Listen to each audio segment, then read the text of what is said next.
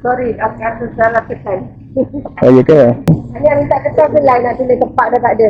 Oh, kepak dia tak ada? Ya, dia nak fly. Ya. Yelah, kepak dua-dua. Dek, nak minum dek? Makan? Tak apalah, baru makan tadi kat rumah. Wife masak dah. Ya. Oh. Nak minum tak apa boleh lah. Ni. Boleh ke? Ada Boleh. Kalau dah rezeki orang bagi, kita ambil je lah. Ni. Allah Akbar. Kita pun belum siap lagi ni. Tu.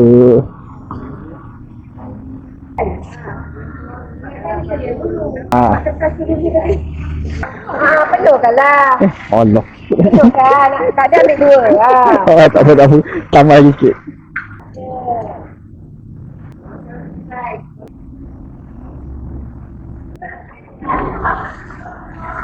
Tak simpan benda-benda ni. Oh. Memang setiap hari Selasa lah. Ya, dek. Okay, terima kasih. Terima kasih kak. Saya ambil Okey. Adik nak bungkus tu ambil lah satu. Ini tak. Dua. Ini cukup dah satu. Dia Dia sendiri. Dapat lagi. Satu cukup. Bagi anak je. Banyak tu dapat. Gila lah. Nasi dapat. Nasi lemak berlauk, kelip-kelip.